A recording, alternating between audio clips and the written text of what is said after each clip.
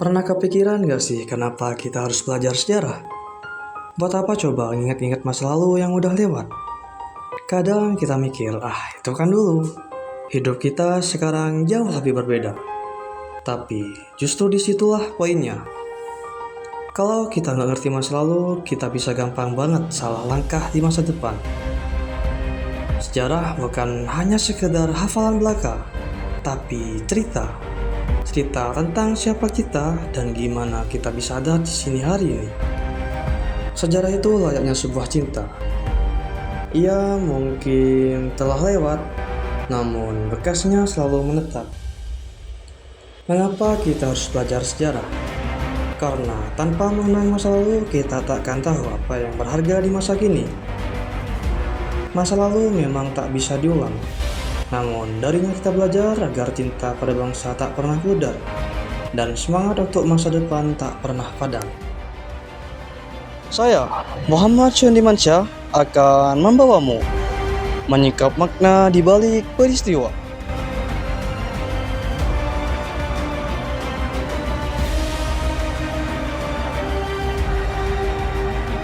Bersama Davitur Rahman yang menajamkan pandangan dari sudut yang berbeda. Dengan Sigit Salim Quraisy yang menyalakan api semangat dalam setiap kisah. Dan Misbahul Khair yang menghadirkan kedalaman makna dalam setiap langkah perjalanan.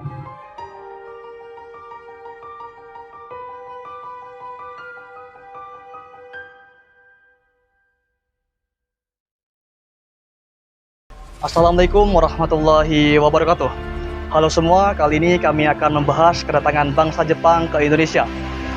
Pada tahun 1942, Jepang datang dengan membawa semboyan saudara tua Asia dan berhasil mengusir Belanda dari Indonesia dengan beberapa pertempuran selama kurang lebih 4 bulan.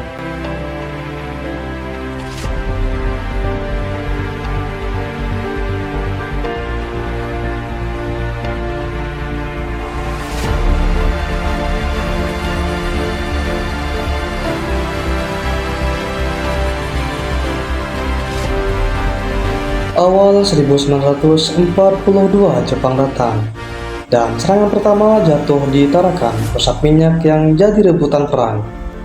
Belum sempat bernapas, Manado, Balikpapan, Kendari, hingga Ambon satu persatu jatuh. Selat Makassar, Selat Sunda, jalur laut penting dikuasai. Banjarmasin, Palembang, hingga Jawa tak kuasa menahan laju pasukan Jepang. Belanda pun mencoba bertahan di Bandung, Cilacap, bahkan sampai ke wilayah timur yakni Sorong, Manokwari, dan Jayapura. Namun semuanya berakhir sia-sia. Hingga pada akhirnya Maret 1942 Kalijati, Belanda menyerah tanpa syarat.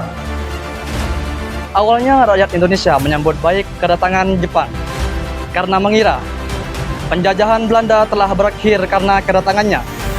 Dan lagi pula ada ramalan yang mengatakan, ramalan Joyoboyo yang berbunyi, "Wong untek kulit kuning bakal menguasai tanah Jawa," yang berartikan orang-orang berkulit kuning akan menguasai bahkan membebaskan tanah Jawa. Ramalan inilah yang membuat masyarakat semakin yakin bahwa kedatangan bangsa Asia yakni Jepang menjadi titik awal kebangkitan serta kemerdekaan bangsa kita. Namun tak semudah yang dibayangkan. Kedatangan Jepang justru membawa dampak yang sangat besar bagi Indonesia. Pertama, dari segi politik, kedatangan Jepang membawa perubahan besar bagi Indonesia. Jepang mengusir Belanda dan menjadikannya sebagai penguasa baru. Selanjutnya, Jepang membentuk berbagai organisasi politik seperti Putra, Jawa Hokai, dan BPUPKI pada tahun 1945 yang menjadi jalan bagi lahirnya perumusan dasar negara Indonesia. Jawabnya haruslah, aku seorang putra, oleh karena aku tidak mau bernama anak yang durhaka. Di sisi lain, tumbuh pula semangat nasionalisme, walaupun pada awalnya hanya dimanfaatkan Jepang dengan janji-janji manisnya. Kesempatan ini justru membuat para tokoh pergerakan menjadi semakin leluasa dalam menyiapkan kemerdekaan Indonesia. Selanjutnya, dari bidang ekonomi. Kehidupan ekonomi rakyat Indonesia sangat tertekan harga kebutuhan pokok naik, dan banyak bahan makanan menjadi langka. Selain itu, Jepang juga memaksa rakyat Indonesia untuk menyerahkan hasil pertaniannya kepada mereka, seperti padi, jagung, dan lain sebagainya. Tidak hanya itu, Jepang juga memaksa rakyat Indonesia untuk melakukan kerja rodi atau romusa, yang mengakibatkan banyak rakyat Indonesia yang menderita bahkan kehilangan nyawa. Namun, dari penderitaan inilah muncul tekad bangsa Indonesia untuk mandiri secara ekonomi setelah merdeka. Kemudian, dari bidang sosial budaya, pendidikan berubah total. Banyak sekolah Belanda ditutup dan rakyat dipaksa menggunakan bahasa Jepang. Rakyat juga harus mengikuti upacara penghormatan kepada kaisar.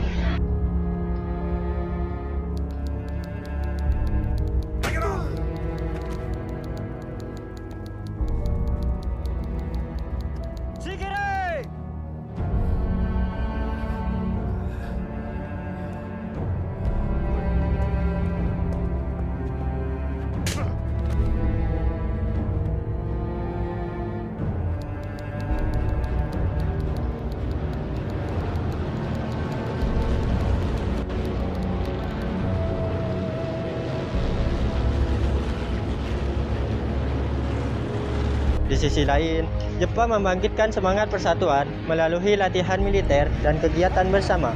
Para pemuda mendapat pengalaman berharga yang kelak digunakan untuk melawan penjajah. Kesimpulannya, meskipun pendudukan Jepang penuh dengan penderitaan, pengalaman inilah justru menjadi titik balik yang memperkuat tekad bangsa Indonesia untuk merdeka pada 17 Agustus 1945. In reply to the message forwarded to that government by the Secretary of State on August 11th, I deem this reply a full acceptance of the Potsdam Declaration, which specifies the unconditional surrender of Japan. In the reply, there is no qualification. Arrangements are now being made.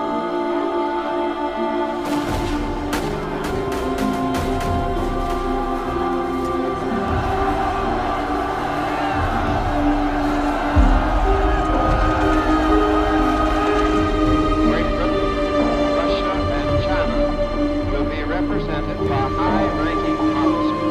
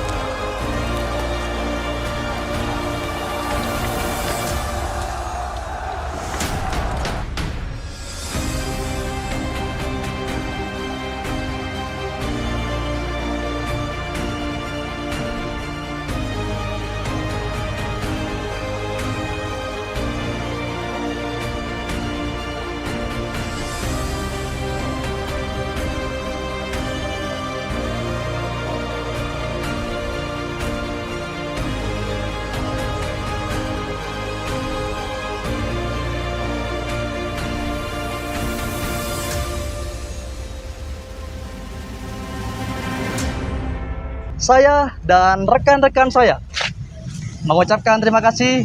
Wassalamualaikum warahmatullahi wabarakatuh. See you next project.